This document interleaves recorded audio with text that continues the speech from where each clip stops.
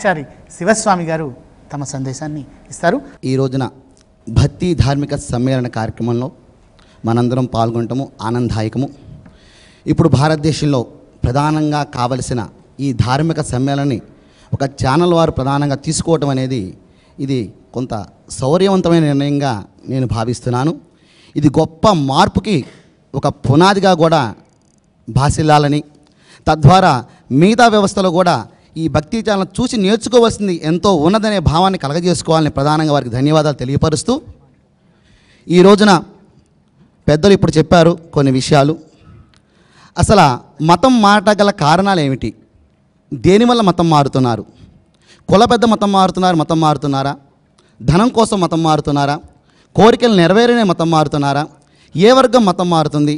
మతం మారగల ముఖ్యమైన కారణాలు ఏమిటి అని మనం చూసుకుంటే, ప్రధానంగా ఇన్ని లక్షల మంది ఏకకాలంలో మతాలు మారుతున్నప్పుడు, ఎంతోమంది ఆ మత ప్రవక్తలు బోధలు చేస్తూ మారుస్తున్నప్పుడు, భారతీయ గురు వ్యవస్థ ఇంత గొప్పది అంత గొప్పదని ప్రగల్భాలు పలుకుతున్న మనము గురు పాత్రలో ఉండి ఎంతవరకు న్యాయం చేయగలుగుతున్నాము అనే ప్రశ్న ముందు పరమ పూజ్యులైన గురుస్థానంలో ఉన్న పండితులు కానీ పీఠాధిపతులు కానీ వేసుకోవాల్సిన ఆవశ్యకత ఇప్పుడు గట్టిగా నొక్కి వక్కానించవలసిన అవసరం ఉన్నది.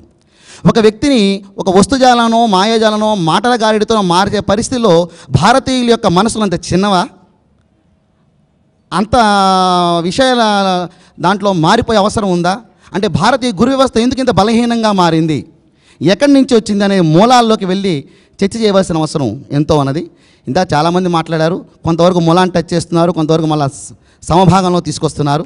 ప్రధానంగా ఈ రోజున ధనం అనేది ప్రధాన భాగస్వామిని వహిస్తుంది ఈ మత మార్పిల్లో. భారతదేశంలో హరిద్వార్ నుంచి కన్యాకుమారి వరకు చూసుకుంటే కొన్ని వేల పీఠాలు చాలా బలంగా ఆస్తులతోనూ ట్రస్టులతోనూ ఉన్న పీఠాలు ఉన్నాయి. వారు తమ పీఠాల నుంచి ధనాన్ని తీసి ఒక సామాన్య బడుగు ప్రజల్లోకి వెళ్ళి అక్కడున్న దేవాలయ వ్యవస్థకు కానివ్వండి, ఆ ధర్మ వ్యవస్థలకు కానీ సహాయ సహకారం అందించవలసిన అవసరం ఎంతైనా ఉన్నది.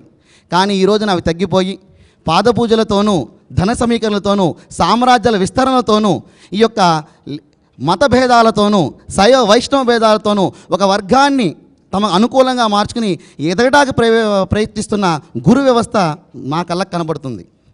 మరి మేము ఇప్పుడే పుట్టిన పిల్లలం, దీంట్లో మాకన్నా మహానుభావులు విద్యావేత్తలు అఖండమైన జగద్గురు పీఠస్థానం ఉన్న మహానుభావులు మాకు మార్గదర్శకం చేయవలసిన అవసరం ఎంతైనా ఉన్నది. వారి మార్గదర్శకంలో మేమందరం ప్రయాణం చేయవలసిన అవసరం కూడా ఉన్నది. ఇప్పుడు ఏ పీఠం తరపున ఇది పాల్గొంటున్నాను కాకుండా ధర్మం అనే గొడు కింద అన్ని వర్గాలు చేరి సంఘటితమైతే కానీ ఈ వ్యవస్థని సమూలంగా మార్చే అవకాశం కలుగుతుంది. పుట్టా సురేంద్రబాబు గారు వివేక పథం అనే పత్రికని నల్లగొండ జిల్లా దోరకొండ నుంచి నడుపుతూ ఉన్నారు. అసలు హిందూ ధర్మం ఎదుర్కొంటున్న ప్రధాన సవాళ్ళు ఏమిటి అనేది ప్రకరణ. హిందూ ధర్మం అంటే ఇది అనేటువంటి స్పష్టమైనటువంటి ప్రకటన, చట్టం ఏర్పడకపోవడం మొదటి అంశం మనకి. రెండవది, ధర్మము కాలానుగుణ్యంగా మారుతూ వస్తుంటుంది అనేది మన సాంప్రదాయము, భారతీయ సాంప్రదాయం అంగీకరించింది. ఆ కాలానుగుణ్యమైనటువంటి మార్పు ఈ యుగంలో జరగలేదు. కలో పరాశరస్యాచ అని చెప్తూ కృతయుగానికి మనుస్మృతి అని ఇట్లా వచ్చిన పరంపరలో చాలామంది ధర్మవేత్తలు ధర్మశాస్త్రాలు రాశారు ఈ దేశంలో. ఎవరి దేశానికి ఎవరి ప్రాంతానికి సంబంధించింది వాళ్ళు రాశారు. దేశకాలాన్ని బట్టి మార్చుకుంటూ కూడా వచ్చారు, మార్చుకోమని చెప్పారు. ఈ యుగానికి సంబంధించిన ఈ 20వ శతాబ్దము రాబోయే కొద్ది భవిష్యత్తుకి సంబంధించినటువంటి ధర్మము ఆవిష్కరింపబడాల. ఇది హిందూ ధర్మం అని చెప్పబడలేదు. అది ప్రధానమైనటువంటి ప్రతిబంధకం. ఇప్పటికి ధర్మం మీద ఎవరు ఇష్టం వచ్చినట్టు వాళ్ళు మాట్లాడుకుంటాము. చౌదరి గారు చెప్పారు, ధర్మం దాన్ని రక్షించుకోదు, ధర్మం రక్షింపబడాలి. ఇది మర్చిపోయాం మనం. సనాతన ధర్మము ఎవరూ దీన్ని ఓడించలేరు. ఇది ఒక అపప్రథ మన మెదడుల్ని తినేస్తోంది, ఎవ్వరికీ పట్టదనమాట. వెనక సమాజంలో కనుక ప్రాచీన సాంప్రదాయం చూస్తే ధర్మంకి ఎప్పుడైనా అపకృతి జరిగినప్పుడు ధర్మాచార్యులు ఋషులు వచ్చి దాన్ని సక్రమపరిచేవాళ్ళు. ఈ రోజున ఆశ్రమ పీఠాధిపతులు కానీ వీళ్ళందరికీ కూడా విశ్వ హిందూ పరిషత్తు, ఆర్ఎస్ఎస్ ఇట్లాంటివి ఉన్నటువంటి సంస్థలు ప్రబోధం చేయవలసి వస్తుంది, వెళ్ళి తెచ్చుకొని బతిమలాడుకోవాల్సి వస్తుంది. వాళ్ళకేం పని లేదన్నమాట. ఇదొక సవాలు ఉంది మన ముందల. రెండవది ఏంటంటే, ఇతర మత గ్రంథాలకు సంబంధించినటువంటి వాళ్ళు భారతీయమైనటువంటి రకరకాల శాస్త్రాలను కూడా చదువుతున్నారు. భారతీయమైనటువంటి సాహిత్యంలో ఉన్నటువంటి పెద్ద ఇబ్బంది, విస్తృతి కూడా, గాఢత కూడా రకరకాల భావాలు భారతీయత పేరును ఉండడం. దీన్ని ఆసరా చేసుకొని ఒకదాన్నొకటి ఖండించుకునే భావాలన్నింటినీ కూడా ఇతర మస్తతులు దీంట్లో నుంచి పట్టించుకొని అవే ఎత్తి చూపిస్తూ ఇంతకీ ఏందో తేలనితనాన్ని మన అమాయక జనం ముందలు పెడుతున్నారు. ఇదొక సవాలు ఉంది ఈ రోజున. మన దేశంలో ఉన్నటువంటి ఎవరు కానీ, చౌదరి గారు చక్కగా చెప్పారనిపిస్తోంది, ఇతర మత గ్రంథాలని మనం చదవం, అసలు తినడం పండడం అంతే.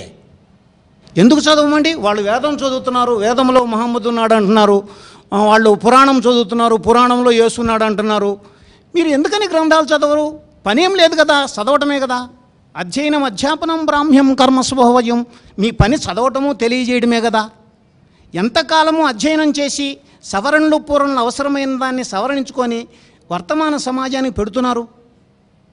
నేను అనేది ఏమిటంటే, హిందూ మతంలో ఉన్నటువంటి ఒక విచిత్రమైన పరిస్థితి ఏంటంటే, ఉత్తమోత్తమ భావం ఉంది హిందూ మతంలో, ఉత్తమ భావం ఉంది, మధ్యమ స్థాయి భావాలు ఉన్నాయి, అధమ స్థాయి భావాలు ఉన్నాయి, అధమాధమ స్థాయి భావాలు కూడా హిందూ మతం పేరున ప్రచారంలో ఉన్నాయి, అమల్లో కూడా ఉన్నాయి. ఈ కాలానికి చెల్లినటువంటి ఇది హిందూ ధర్మం మేము చేస్తున్నామని ధర్మాచార్యులందరూ ఒక ముద్ర వేయనంత కాలము ఇలాంటి ప్రసంగాలు ఎన్ని చేసినా కానీ కాదు. హిందూ మతం ఏమిటని మనం నలుగురు మాట్లాడుకుంటే ఏకోన్ముఖంగా చెప్పలేరు. విస్తారమైన సాహిత్యం ఉండటం ఒక అవరోధమైతే దాంట్లో ఈ కాలానికి ఇది అని నిర్ణయం చేయకపోవటం, ఆ నిర్ణయాధికారం సమాజం నుంచి సంక్రమించుకున్న ధర్మాచార్యులు ఆ నిర్ణయం చేయకపోవటం మరో పెద్ద సవాలు ఉంది. ఇతర మత గ్రంథాల్లో లేనంత ఔచిత్యము, గాఢత, మానవీయ విలువలు హిందూ ధర్మంలో ఉన్నాయని చెప్పుకోవడం సరిపోదు. దాంతోపాటు అమానవికమైనటువంటి అంశాలు కూడా హిందూ మతంలో ఉన్నాయి, వాటిని సంస్కరించుకోవలసినటువంటి అవసరం ఉంది. అట్లాగే ఇతర మతాల్లోకి పోవడానికి ప్రధానమైన కారణము రకరకాల ప్రలోభాలతో పాటు ఇక్కడ ఉన్నటువంటి వాళ్ళకి జరిగిన అన్యాయం కూడా, చారిత్రకంగా జరిగినటువంటి అన్యాయం కూడా కారణమవుతుంది. దాన్ని సవరించుకోవాల్సిన అవసరం ఉంది. ఇంకొక అంశం ఏంటంటేనండి, ప్రస్తుత ధర్మశాస్త్రం మనకి భారత రాజ్యాంగమే. భారత రాజ్యాంగానికి లోబడే మిగతా ధర్మశాస్త్రాలన్నీ నడవాలి. మొదట భారతీయులము, ఇక్కడ కూడా ధర్మాచార్యులు ఈ మతాన్ని కాపాడుకునేటువంటి వాళ్ళు కూడా రావాల్సిందని చెప్తూ ఇస్తాం. మన జాతిని ఎలా జాగృతం చేద్దాం అనే విషయం మీద మనం మాట్లాడుకోవాలి. నరసింహమూర్తి గారు ఉన్నారు. అయ్యా, మీరు ఒక్క 2 నిమిషాల్లో మీ అభిప్రాయం చెప్పండి. ముఖ్యంగా భారతీయ విశిష్టత ఏమిటంటే, హిందూ ధర్మ విశిష్టత పూజంతా చేసి సర్వం దేవం తర్పయామంటాం అని, సర్వేజన సుఖినో భవంతు, లోకసమస్త సుఖినో భవంతు, పశుపక్షాది సుఖినో భవంతు అంటాం. ఇంకో గొప్పతనం ఏంటంటే, ఉపనిషత్ సారం ఎంతమంది ఉందో నేను చెప్పక్కర్లేదు. మన సారం అంతా కూడా మనం పరుల కోసం బతకాలి అంటే, మన సమాజం కోసం మనం బతకాలని చెప్పే ధర్మం మంది. సింపుల్గా మన ధర్మం అంటే మనం పరుల కోసం బతకడమే మన ధర్మం అని సింపుల్గా చెప్పచ్చు. అది అటువంటి గొప్ప ధర్మం మంది. అన్ఫార్చునేట్గా ఏమైందంటే, ఈ ధర్మం అంతా కూడా చాతుర్వర్ణాలు, అవి కులాలుగా మారిపోయాయి. పాలకుల డిఫరెంట్ పాయింట్స్ ఆఫ్ టైం మనం చూస్తే వాల్మీకి ఒక బోయేవాడు, అదేవిధంగా వేదవ్యాసుడు ఒక మత్స్యకన్న కొడుకు. అక్కడి నుంచి వచ్చింది ధర్మం. అంటే ఒక వర్ణం అనేది ఒక ప్రొఫెషన్ అనమాట. ఆ ప్రొఫెషన్ని పాలకుల డిఫరెంట్ పాయింట్ ఆఫ్ టైమ్స్ మనం కౌటిల్యుడిగా చూస్తే, అప్పుడు ఆ నందుడు కొడుకునే తీసుకురావాలని చెప్పి రాజమాత చెప్తే దానికి మన చంద్రగుప్తుడిని తీసుకొస్తారు లేదని చెప్పి. అక్కడే మనకు తెలుస్తుంది. ఒక పురాణాల్లో కనుక మనం చూస్తే కనుక హిస్టరీ అంతా కూడా ఈ పాలకులు కులాలుగా చేసి వాళ్ళు పవర్లో ఉండాలని చేశారు. సో దానికి మనం బానిసలు అయిపోయి అనిపిస్తున్నాం. ఆ కులాలు వచ్చేసేసి ఇంకా ముక్కలు అయిపోయి ఇవాళ కూడా ఇంకా కులాలను ఇంకా ముక్కలు చేస్తున్నారు పాలకులు. ఈ విషయాన్ని మనం గ్రహించాలి. నెంబర్ 1. నెంబర్ 2, ఇంకా ముఖ్యంగా ఏమిటంటే, మీరు ఒక్కొక్క మన స్మృతుల్లో కనుక చూస్తే ధర్మార్థ కామమోక్షాలు కానీ ఒక్కొక్క sayings, they are messages for positive, for way of living. ఏమండి, అటువంటి వే ఆఫ్ లివింగ్ని ఇవాళ డిఫరెంట్ మరి మతాలు కానివ్వండి, different cultures, they are attacking the Hindu culture. Basically ఒక సింపుల్ పాయింట్ అండి, ఇబ్రహీం ఇవాళ గాజా స్ట్రిప్ కోసం కొట్టుకుంటున్నారు. ఇవాళ హిందూ ధర్మం యొక్క ఆవశ్యకత ఈ జీవకోటికి, మానవాళికి ఉంది. ఆ 2 మతాలు కన్వర్షన్స్ చేసుకుంటూ పోతే కనుక చివరికి మిగిలేది ఏమిటంటే ప్రళయం వస్తుంది. ఇవాళ ప్రథమోపాధి అంటూ ఉంటాం. కలియుగే పెనుపాతి జంబుద్వీపే అని ఈ చతుర్థ భాగంలాగా అయిపోతుంది. ఆ టైం కూడా ఫాస్ట్గా అయిపోతుంది. If the same conversions go. So నేను ఒక హిందూ ధర్మంలో పుట్టాను కాబట్టి, హిందూ మతంలో పుట్టాను కాబట్టి చెప్పట్లేదు. ఇది ఒక ఆవశ్యకత. ఈ గ్లోబల్గా హిందూ ధర్మం ఉండాల్సిన ఆవశ్యకత ఏంటంటే, ఇది ఒక్క ధర్మంలోనే మనకి ప్రతి ఆకు, ప్రతి పువ్వు, ప్రతి వస్తువు మనకి దేవుడే. అంటే మన ఎక్కడ అహం బ్రహ్మస్మి అని చెప్పేసి మన మానవులనే దేవుడు కాదు. మనకు ఒక కుక్క దేవుడు, వరాహం దేవుడు, మత్స్యావతారంలో మనం ఒక చేప దేవుడు. దేవుడు లేని ఆ రూపం లేదు. అంటే ఎవరెవరు ఒక మంచి ఉందో ఆ మంచిలో మనం దేవుడిగా చూసాం. ఇవాళ ఆవుని ఏమండి ఇంత గొడవైంది కదా, ఆవు నెయ్యి కావాలి మనకి, మోకాలు నొప్పులు వస్తాయి అంటే, కీళ్ళ నొప్పులు వస్తే ఆవు నెయ్యి కావాలి, క్యాన్సర్ వస్తే ఆవు మూత్రం కావాలి. అంత ఆవుని చేసేవాళ్ళు ఆవుని ఒక యూనివర్సిటీలో మరీను అక్కడ అంత ఇదిగా చేస్తే దాన్ని మనం ఒక్కరు ఖండించారండి. ఇంతమంది హిందూ ధర్మంలో ఇంతమంది మెజారిటీ ఉన్న పాపులేషను ఒక తల్లి లాంటి ఆవుని అంత ఘోరంగా మన వాళ్ళు యూనివర్సిటీలో చేసి మనం ఏం చేయలేకపోయాం. ప్రసార మాధ్యమాలలో హిందూ ధర్మం ఎదుర్కొంటున్నటువంటి పరిస్థితి ఏమిటి? మన యమధర్మరాజును పట్టుకొని ఒక బఫూన్గా చూపిస్తూ ఉంటారు, వినాయకుడి మీద కార్టూన్లు వేస్తూ ఉంటారు. అలాగే హిందూ ధర్మం సంబంధించిన పురాణాలకు సంబంధించినటువంటి దాన్నే పొడిచి పిచ్చి పిచ్చి కథలు రాస్తూ ఉంటారు. ఎందుకు జరుగుతుంది? ఇప్పుడు ఆంధ్రభూమి సంపాదకులు ఎంవీఆర్ శాస్త్రి గారు ప్రచార సాధనాల్లో హిందూ ధర్మం యొక్క పరిస్థితి గురించి వారు చర్చని ఉన్ముఖీకరిస్తారు. ధన్యవాదాలండి. ఇవాళ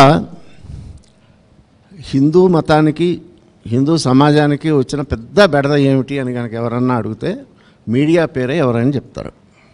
అందరికీ దెబ్బలబ్బాయి ఎవరయ్యా అంటే మీడియా వాళ్ళు, రాజకీయ నాయకులకైనా ఎవరికైనా.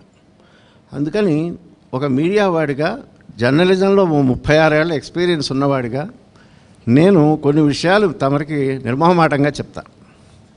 ఏంటంటే, ఎవరైనా ఇప్పుడు మీడియా సంస్థల్లో, పత్రికలు, టెలివిజన్లో నిజమే ప్రతి మీడియా సంస్థలోనూ పొద్దున్న లేస్తే సాయంత్రం దాకా హిందూ మతాన్ని, హిందూ విశ్వాసాలని, హిందూ సెంటిమెంట్లని, హిందువులు ఏ ఏ విలువలనైతే ఎక్కువగా గౌరవిస్తారో వాటిని ధ్వంసం చేసి, కించపరిచి, చాలా నీచాతి నీచంగా చూపిస్తున్నారు అని కొంతమందికి అభిప్రాయం కలిగేటువంటి కార్యక్రమాలు చాలా తరచుగా కనబడుతున్నాయి. ఇవన్నీ చేస్తున్నారు అని అంటే పత్రికా సంస్థలు, టెలివిజన్ ఛానల్లో యజమానులు, వీళ్ళల్లో ఎవరన్నా హిందూ మత ద్వేషులుండి హిందూ మతాన్నో ధర్మాన్నో కుళ్ళబడవాలి, నాశనం చేయాలని కంకణం కట్టుకొని ఏదన్నా పగబట్టి చేస్తున్నారు అని కనుక అనుకుంటే అది చాలా భ్రమ. ఇందులో అందరూ కూడా అన్యమతస్థులు ఎవరు లేరండి. మీడియాకు సంబంధించి మీరు అదృష్టమైనో దురదృష్టమో ఏమిటంటే అంతా హిందువులే. మీడియా యజమానులు హిందువులే, మీడియాలో పనిచేసేవాళ్ళు హిందువులే, సంపాదకులు హిందువులే, వారికి సమాచారం అందించేవాళ్ళు హిందువులే. వాళ్ళందరూ ఇళ్లలో దండం పెట్టుకునే వచ్చే దేవుడినో ధర్మాన్నో ఇంకోటినో తిడతారు తప్ప వాళ్ళకి విశ్వాసం లేని వాళ్ళు మాత్రం కాదు. మరి ఎందుకు జరుగుతున్నది అని అంటే, ఈ మీడియా అనేది ఒక ఇండస్ట్రీ. మనం ప్రజాస్వామ్య యుగంలో ఉన్నాం.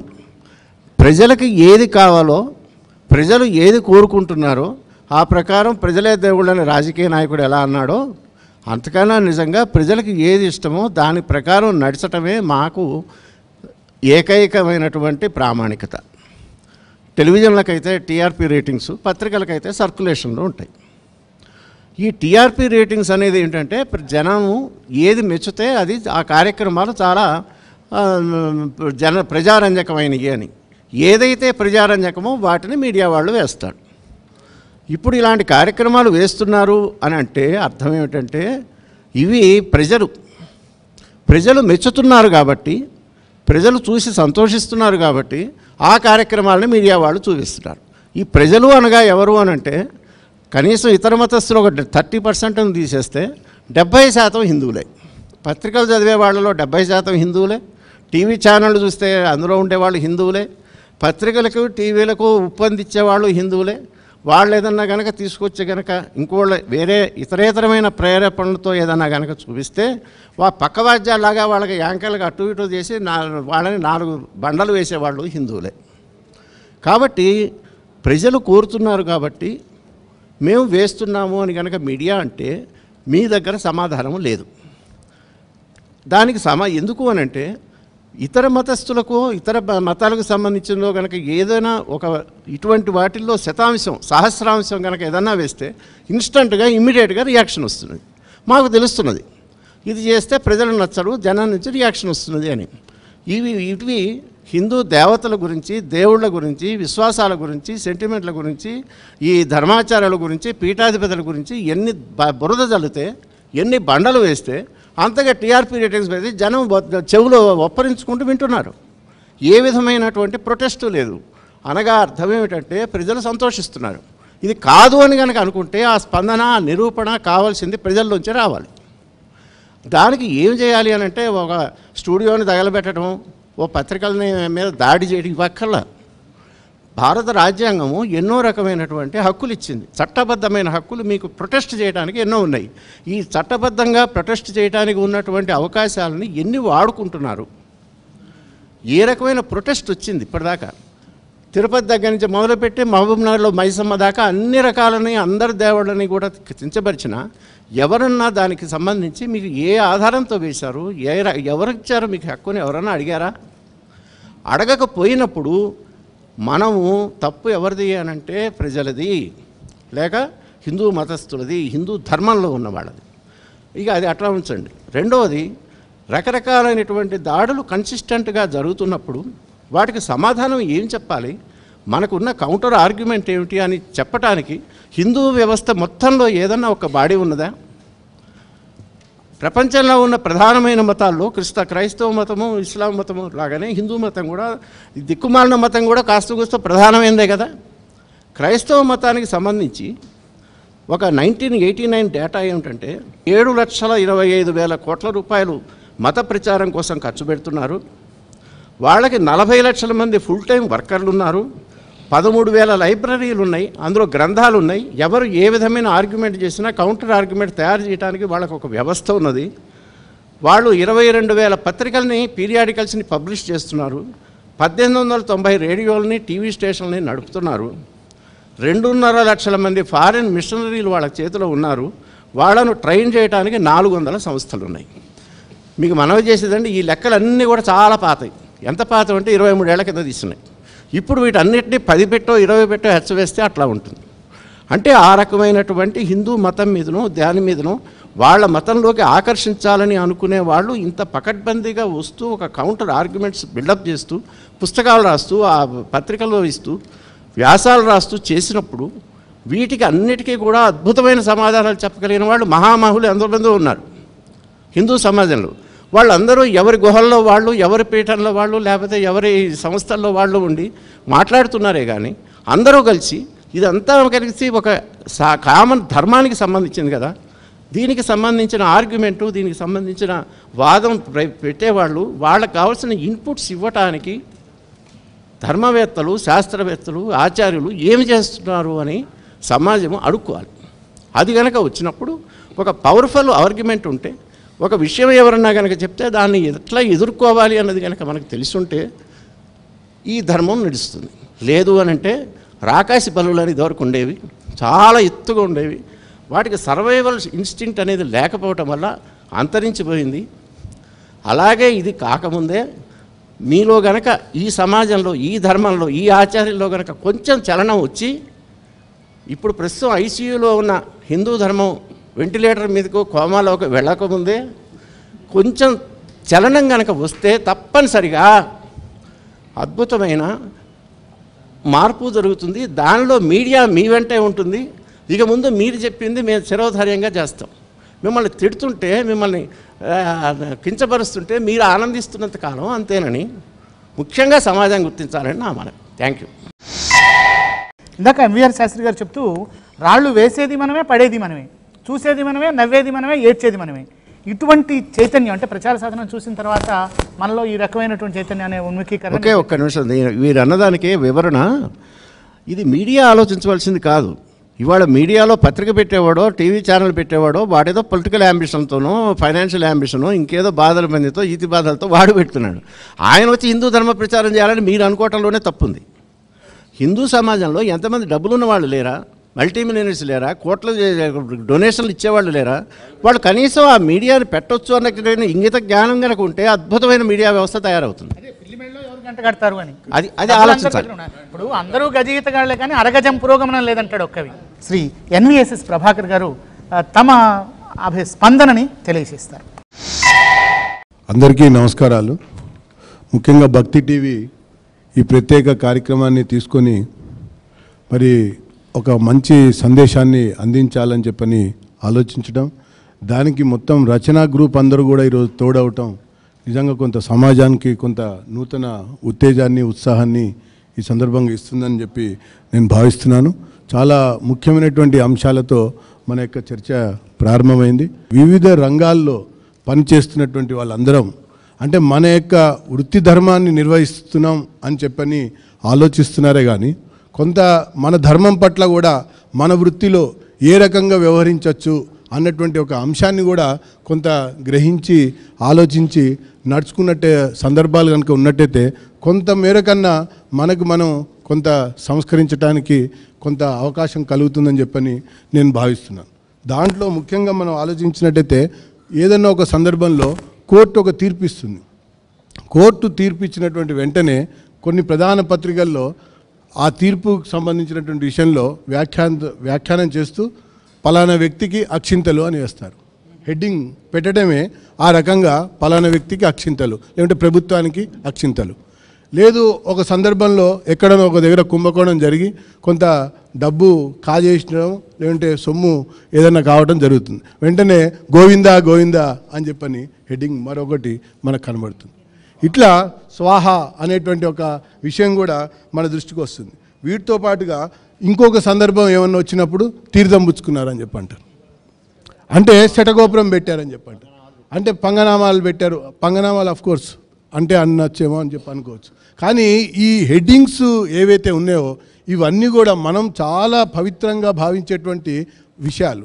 అక్షింతలు అనేది ఆశీర్వదించడం కొరకు వేసేటువంటి ఒక అంశం.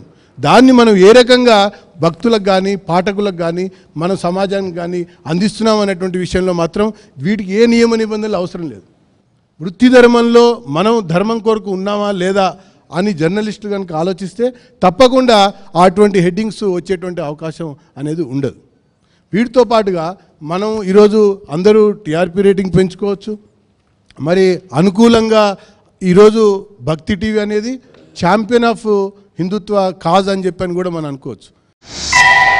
ఈ ఘట్టంలో ఇంకా మనం అంటే ఈ ప్రచార సాధనాల అంశం మీద సత్యవాణి గారిని, అనంతలక్ష్మి గారిని, అదిగో అక్కడ హాయిగా అన్ని జాగ్రత్తగా వింటున్నటువంటి సౌందరరాజన్ గారిని, మంజులశ్రీ గారిని ప్రతిస్పందించమని కోరుతూ ముందుగా సత్యవాణి గారు. కురుక్షేత్ర సంగ్రామానికి ముందుగా కురువృద్ధులందరూ ధర్మాధర్మం మధ్య జరిగినటువంటి సంఘర్షణ యుద్ధంగా భావిస్తూ ఆ భావనని ఇక్కడ నాకు తలపింపచేస్తోంది. దానికి రచన జరుగుతోంది అనేటటువంటి మళ్ళీ తిరిగి హిందూ ధర్మాన్ని పునరుద్ధరించడానికి రచన టెలివిజన్ ద్వారా రచన జరుగుతోంది అనడానికి నాకు చాలా ఆనందంగా ఉంది. అందుకు వారికి నేను ధన్యవాదాలు తెలుపుతూ ప్రచార సాధనాల విషయానికి వస్తే కూడా ఇక్కడ ఇంకో విషయం గమనించాలి మనం. నారద మహర్షి పరమగురువులకు పరమగురువు. నారద మహర్షి గొప్ప జర్నలిస్టు. లోక కళ్యాణం కోసం అటువైపు ఇటువైపు తగవులు పెట్టినట్టు కనపడేవాడే కానీ లోక కళ్యాణం కోసమే పాటుపడ్డాడు. అలాంటి నారద మహామునికి ప్రతీకలైనటువంటి జర్నలిస్టులు ఈ రోజున ఇప్పటి వరకు మనం చర్చించుకున్నటువంటి విషయాల దగ్గరికి వెళితే ఇప్పుడే మీరు అన్నారు, చెప్పకూడని విషయాన్ని చెప్పడం, చెప్పవలసిన విషయాన్ని చెప్పకపోవడం, దేనికి ప్రాధాన్యతనివ్వాలో దానికి ఇవ్వకపోవడం అనేటటువంటి విషయాలు మనకు జరుగుతూ వస్తున్నాయి. కాబట్టి ఈ రోజున ఇక్కడ జరుగుతున్నటువంటి ఈ కార్యక్రమం ద్వారా ఎన్నో కోట్ల మందికి మన యొక్క భావనను మనం తెలియచేయడానికి ఒక అవకాశం దొరికింది. వేదికగా మనం దీన్ని స్వీకరించగలుగుతున్నాం. పూర్వకాలంలో మనకి పద్ధతి లేదు. ఇప్పుడు కొత్తగా వచ్చినటువంటి అధునాతనమైనటువంటి టెక్నాలజీని ఉపయోగించుకోవడానికి అవకాశం కలిగింది. కాబట్టి ఇప్పటికైనా మనం మేలుకొందాం. ఎందుకంటే హిందూ ధర్మం అనే పదాన్ని మాత్రమే మనం వాడాలి. హిందూ మతం అనే పదాన్ని దయచేసి మనం వాడకూడదనే నియమాన్ని మనం తప్పకుండా తీసుకురావాలి. ఒక విషయాన్ని ఎవరు చెబుతున్నారు అన్నప్పుడు మతం పుట్టుకొస్తుంది, ఏమి చెబుతున్నారు అన్నప్పుడు ధర్మం గుర్తొస్తుంది. అక్కడ వచ్చింది తేడా. వ్యక్తుల పేరు మీద మతాలు పుట్టుకొచ్చాయి, ప్రవక్తల పేరు మీద, కానీ మనది ధర్మం మాత్రమే. మానవుడు సృష్టితో శృతి కలుపుకుంటూ జీవించడం ఎలాగో, సృష్టి ధర్మాలను అనుసరించి ఈ నిఖిల భూతాల యందు కూడా సంచరిస్తున్న ధర్మాలకు అనుగుణంగా మానవుడు జీవించటం ఎలాగో చెప్పింది మనది హిందూ ధర్మం. పరమేశ్వరుడికి ప్రియమైన పృథివీ భారతమాత. అటువంటి భారతమాతలోనే పుణ్యభూమి ధర్మభూమి అనిపించుకోగలిగింది ఈ దేశం మాత్రమే. ప్రపంచం అనే భవనానికి పూజగది లాంటిది ఈ భారతదేశం. అయితే ఇప్పుడు జరుగుతున్నటువంటి ప్రచార సాధనాల ద్వారా అందరూ పడుకున్నప్పుడేమో మన హిందూ ధర్మానికి సంబంధించిన విషయాలు వస్తున్నాయి, అందరూ మేలుకొని ఉన్నప్పుడు మాత్రం అన్యమతాల వాళ్ళ యొక్క ప్రచారాలు జరుగుతూ ఉన్నాయి. అందుకనే జాతి మేలుకోలేకపోతున్నది. అయితే ఇప్పుడు జరుగుతున్నటువంటి గొప్ప విశేషం ఏమిటంటే, భారతదేశంలో జరుగుతున్న కుట్ర, ఆనాడు శ్రీకృష్ణుడిని సంహరించడానికి పోతన మాయవేషంలో వచ్చి, మారువేషంలో వచ్చి, కృష్ణా నీకు పాలిస్తాను అని మారువేషంలో వచ్చి కృష్ణుడిని మరిపించడానికి ప్రయత్నం చేసింది. అలాగే ఈ రోజున ఆ పోతన రూపంలోనే మిమ్మల్ని పాలిస్తాను అంటూ అనేక కుట్రలుగా సంస్కృతి మీద, అలాగే ఈ విధమైనటువంటి ఛానల్స్ మీద, ఆ విధంగా సాంప్రదాయాల మీద, విద్యార్థునుల మీద అనేక కోణాల్లో ఈ దేశంలో కుట్ర జరుగుతోంది. కాబట్టి ఈ ఆనాడు శ్రీకృష్ణుడు సంహరించగలిగాడు పోతనని. అలా సంస్కరించడానికి కావలసినటువంటి పద్ధతులను అవలంబించాల్సినటువంటి కర్తవ్యం ఇక్కడ కూర్చున్నటువంటి పెద్దలు ధర్మాచార్యుల మీద ఉంది. మంచికి ప్రేరణనిచ్చిన రోజున, ధర్మానికి ప్రేరణనిచ్చిన రోజున సమాజంలో తప్పకుండా మార్పు వస్తుంది. ఆ దిశగా కనుక మీడియా ఈ రోజున ఏ విధంగా అయితే ఇట్లా చేసిందో ఈ ఆలోచన అందులో రావాలి. ఇవాళ ఈ ఆలోచన ఎందుకు వచ్చింది? ఇవాళ సమాజంలో జరుగుతున్న దారుణాలన్నింటినీ కూడా గమనించుకుని, ఎక్కడో తప్పు చేస్తున్నాం మనం, ఏదో తప్పు జరుగుతోంది, ధర్మాన్ని మనం విడిచాం కాబట్టి, పట్టాలు తప్పింది కాబట్టి జాతిని తిరిగి పట్టాలకు ఎక్కించడానికి ఇవాళ రచనా టెలివిజన్ పూనుకుందని నాకు అనిపిస్తోంది. తప్పకుండా దీనిని మనం ఇంతటితో మనం ఆపివేయకుండా ఇక్కడ కూర్చున్నటువంటి మేధావులు, పండితులైనటువంటి వాళ్ళు, విజ్ఞులైనటువంటి వాళ్ళు కూడా ఈ ప్రచార సాధనాలకి మనందరం కూడా విజ్ఞప్తులు ఇచ్చి, ఈ రకంగా హిందూ ధర్మాన్ని కనుక ఆబాల గోపాలానికి సరైన పద్ధతులు అందించగలిగినట్టయితే తిరిగి మనం దీనిని పునరుద్ధరించుకోగలమనేటటువంటి భావన నాకున్నది. Thank you so much. ప్రసార సాధనాల్లో అందరూ హిందువులే అన్నారు. నిజానికి హిందువులు అనేది వాళ్ళకి సామాన్యార్థంగా మనం చెప్పినా, ఏ ఇతర మతాలు ఏవీ స్వీకరించలేదు గనక హిందువులుగా పరిగణించబడేవారంతే. వారెవరికీ కూడా హిందూ మతం అంటే తెలియదు, హిందూ ధర్మం అంటే తెలియదు, రాముడి గురించి కూడా తెలియనటువంటి వాళ్ళని మనం హిందువు అనే అటువంటి పదంతో ఎలా చెప్తాం? ఇది విద్యా వ్యవస్థ గురించి మాట్లాడేటప్పుడు మరికొన్ని అంశాలు చెప్పుకుంటాం. కానీ వీరెవ్వరూ కూడా హిందూ పదానికి అర్హులైనటువంటి వాళ్ళైతే కారండి. ఇతర మతాల వాళ్ళు కాదు అనేటటువంటి అర్థం. ఈ ఇతర మతాల వాళ్ళు కాదు గనక హిందువులైతే, వీరికి నిజాయితీ గనక ఉన్నట్టయితే ఒక్క హిందూ మతం గురించే కాక ఇతర మతాల గురించి కూడా ఇటువంటి లొసుగులు ఉన్నప్పుడు, లోపాలు ఉన్నప్పుడు ధైర్యంగా చెప్పగలరా? అక్కడికి వచ్చేటప్పటికి కావలసినంత పిరికితనం. ఎందుకంటే హిందూ మతాన్ని గురించి ఏం విమర్శించినా ఎవ్వరూ ఏమీ అనరు. దీన్ని రక్షించేవాళ్ళు, భుజాన్ని వేసుకునేవాళ్ళు, వెనకేసుకొచ్చేవాళ్ళు ఎవరూ లేరు అనేటటువంటి ఒక ప్రగాఢమైనటువంటి నమ్మకం. ఎవరినో ఏదో అనాలంటే, అన్నప్పుడు మనకు ఎదిరించేవాళ్ళు లేని వాళ్ళనంటే మనం పెద్దవాళ్ళం అయిపోతామని అనేటటువంటి పద్ధతిగా ఉంది. కనుక వారు చెప్పినట్టు ప్రతిస్పందించి ఎందుకు ఇట్లా అంటున్నావు అనేటటువంటి వాళ్ళు ఉండాలి. ప్రేక్షకుల్లోంచి కానీ, సంస్థల్లోంచి కానీ, బాధ్యత తీసుకున్న వాళ్ళు కానీ అడగగలిగినటువంటి వాళ్ళు ఉన్నట్టయితే వీళ్ళు ఈ పని చేయరు. వాళ్ళని మాత్రం ఒక్కసారి వాళ్ళ నిజాయితీని ప్రశ్నించుకోమనాలి. ఒక్క హిందూ మతం మీదే ఎందుకు దాడి చేస్తారు? ఇతర మతాల యొక్క వ్యవస్థలలో ఎక్కడా ఏమీ లోపాలు లేవా? అన్నీ సవ్యంగా చట్టబద్ధంగా నడుస్తున్నాయా? వాటి గురించి అనడానికి మనకి ధైర్యం ఏమిటి? ఎందుకు లేదు అంటే, హిందూ మతాన్ని విమర్శించటం ఒక ఫ్యాషన్. నేను హిందువుని అయ్యుండి కూడా, ఇంట్లో దేవుడికి దండం పెట్టుకుని వచ్చి కూడా హిందూ మతాన్ని విమర్శిస్తే నాకు మంచి పాపులారిటీ వస్తుంది అనేటటువంటి ఉద్దేశంతో ఈ కీర్తి కండూతి అంటారే, దీనికోసంగా చాలామంది చేస్తున్నటువంటి పని. కావాలంటే ఇంటికి వెళ్ళి చెంపలేసుకుంటారు, పొరపాటు అయిపోయింది, ఈ స్వామీజీ గురించి వాళ్ళు ఇట్లా మాట్లాడాను, నన్నేమనద్దు స్వామి అని దేవుడికి దండం పెట్టుకుంటారు. కానీ ఇలా అన్నట్టయితే పేరు ప్రతిష్టలు వస్తాయని ఒక తాపత్రయంతో చేస్తున్నారు. అంతే తప్ప మరొకటి లేదు. మరొక సావకాశం ఏమిటంటే, మన హిందూ మతంలో ప్రశ్నించేటటువంటి సౌకర్యం మనం ఇచ్చాం. దేన్నైనా అడిగి తెలుసుకునేటటువంటి సౌకర్యం. అయితే ప్రశ్నించేవాళ్ళు గుర్తుపెట్టుకోవాల్సిన అంశం ఏమిటంటే, సమాధానం వినాలి. ప్రశ్నించి అలా ప్రశ్నలని అలా విసిరి పారేయకూడదు.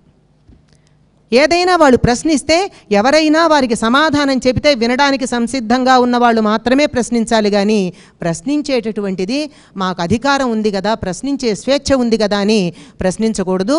కనుక ఇలా అన్నటువంటి వారందరూ కూడా సమాధానం వినడానికి సంసిద్ధం అవ్వాలి అనేటటువంటిది ఒక వెరపు, ఒక భయం, ఒక హెచ్చరిక ప్రేక్షకులు లేక ఇలాంటి సంస్థలు ఎవరైనా గనక తయారయ్యి నువ్వు ఇలా ఒక తప్పు కాదు ఆరోపణ చేసావు, నువ్వు చేసిన ఆరోపణకి మేము సమాధానం చెప్తున్నాం వింటావా అని అనగలిగినటువంటిది ఒక సంస్థ ఏర్పడినట్టయితే ఈ ప్రసార సాధనాలన్నీ కూడా ఇతర మతాల గురించి ఎంత జాగ్రత్తగా మాట్లాడతాయో అప్పుడు హిందూ మతం గురించి కూడా అంత జాగ్రత్తగా మాట్లాడతాయి అని చెప్తూ అవకాశం చాలా ఇచ్చారు. సంతోషం అమ్మా.